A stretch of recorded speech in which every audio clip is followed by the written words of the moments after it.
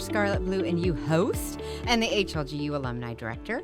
I'm coming to you from the Burt Studio on the especially fall gorgeous HLGU campus. And today's guest is Dr. Courtney Janes, Hello. our Assistant Professor of Education. Welcome. Thank you. I'm really excited to be here. Yay! I'm so glad you're here. Well, I'm especially excited to talk to you today because we're going to discuss something that is very dear to you. Monarch butterfly. Yay! And can we just give a round of applause to Abaya for adding a sound effect? Absolutely. We're getting so high tech here. so good. So good. So good. All right, so butterflies. How did you get involved in using butterflies to teach science?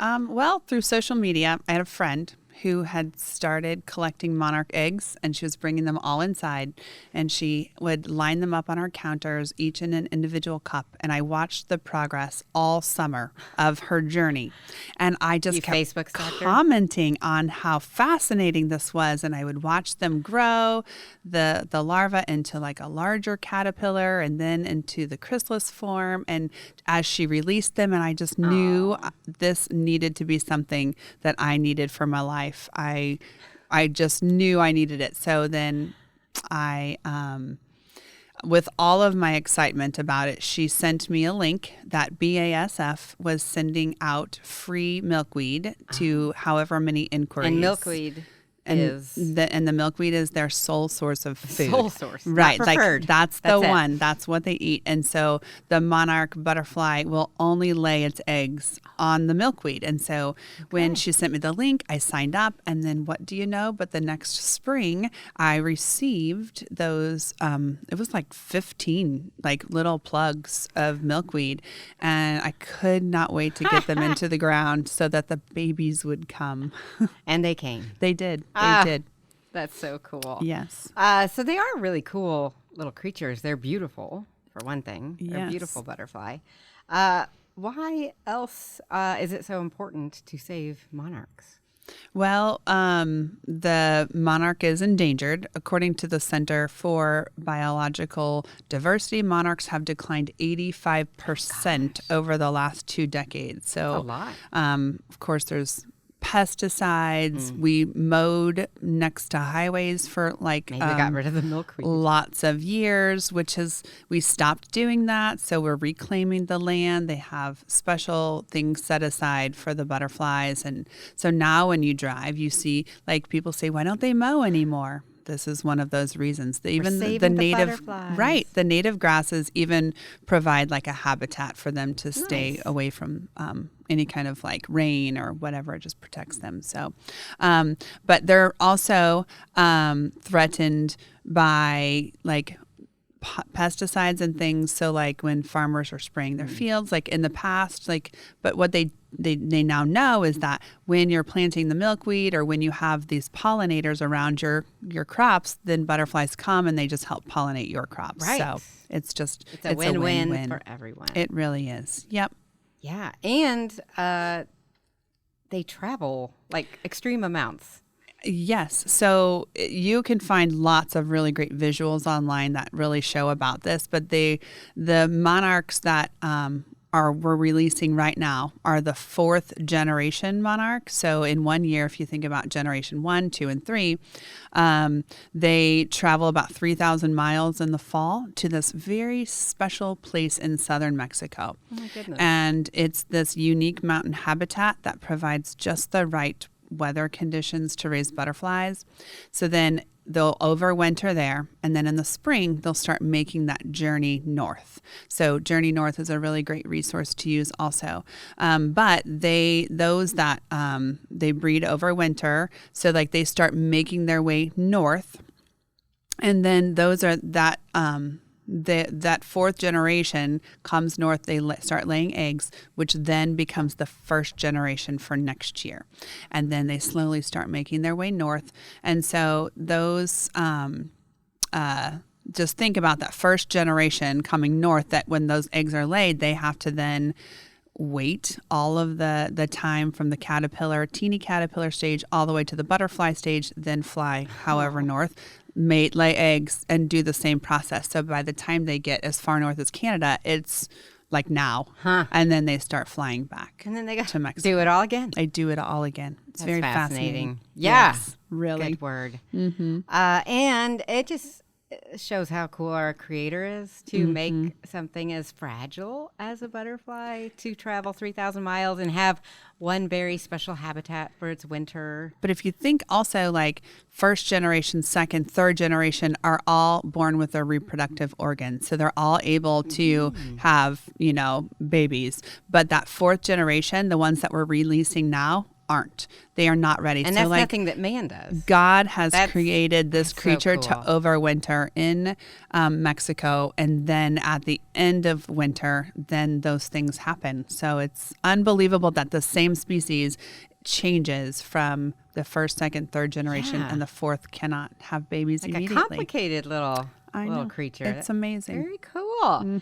So now our students have become monarch mamas and daddies. Yeah. And, So how did that happen? It was a really great learning experience for me. It almost became my one distractor that when I was raising them, I was also writing my dissertation, and I needed something in my life that I could take a break and get up and go and enjoy. And so as I did this, I was realizing what a great learning experience it was for me and for my kids at home. And so I didn't know anything at all. I just knew I had these eggs and I knew I had to feed these babies and I didn't know. So I just started reading all that I could.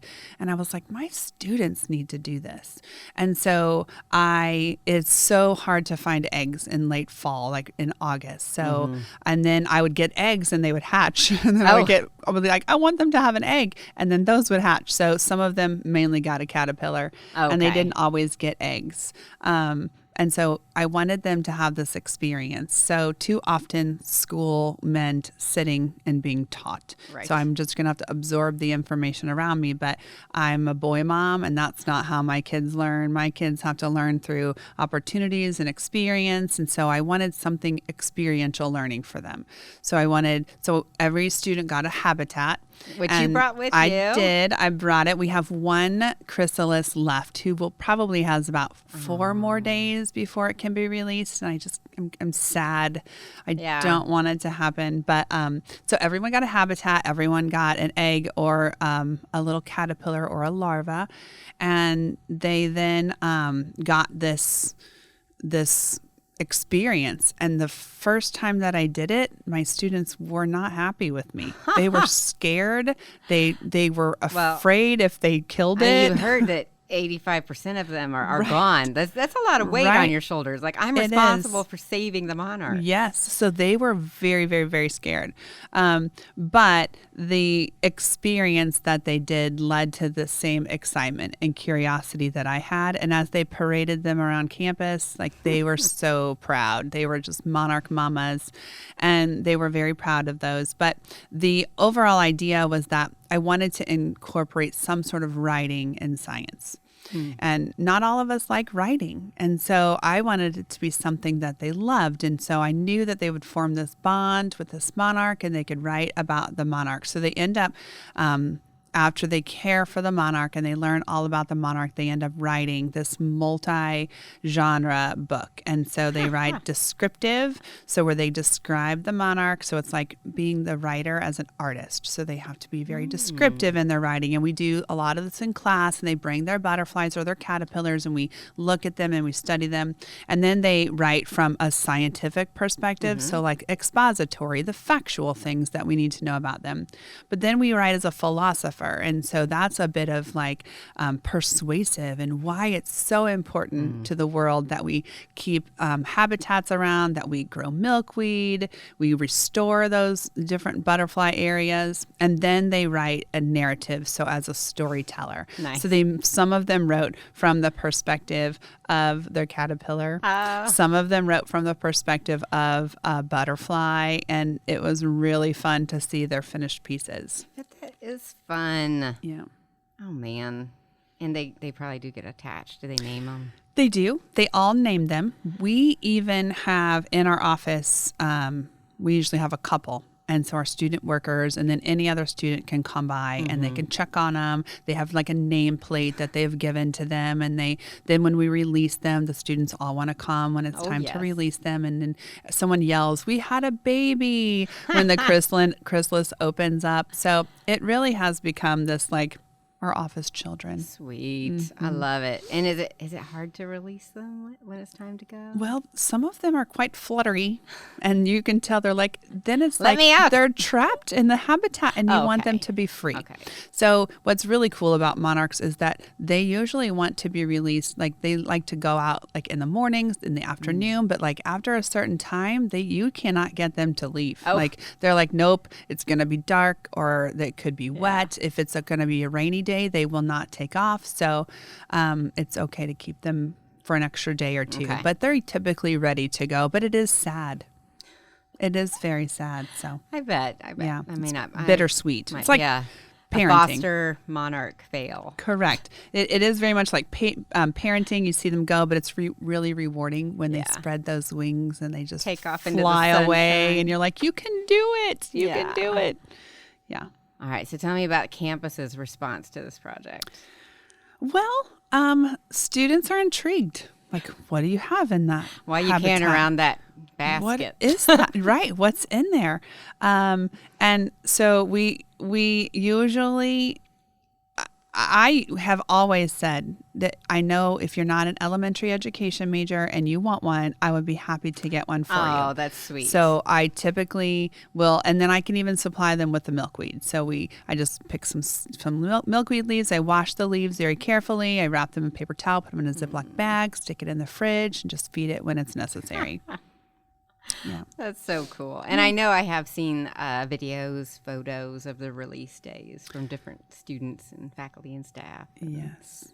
It's just an exciting time. It really is. Like people will be walking across campus and they will look at us and they will be like, come join us. You want to join in the release party? It's so fun. All right. So how many butterflies do you think you've released over the past few years you've been doing this project? I would say, and since this is only my second year doing this. So this is just this year. And this year there weren't as many as there were last year. Over the last couple of years, probably just at 100, which That's great. is not very many, but it's very exciting for us as a campus. So cool. Yeah. So cool. And what class do you do this project in? This is in my elementary science methods course. Perfect. So they're juniors in the education program and caring for butterflies. So great. So it's obvious that your passion is science, and in elementary world, maybe education world, they call that STEM. Sure. Which is what? Science, technology, engineering, and math. Yes. So why the passion for STEM? Well, if you think about STEM, so many jobs these days fall into that category. But a lot of kids think, I need to grow up and be a police officer, or I need to grow up and be a doctor or a nurse or a fireman. And they don't realize all of the different jobs out there. My dad was an electrician, and so I watched him do so many things that he could fix anything around our house. He also at one time had worked like in plumbing. And so like I saw this, and then I also saw like all of the things like my own husband did. Like he could do anything that he put his mind to. And so all of these things, electricians, plumbers, construction, like conservation agents and many medical fields all fall under this STEM.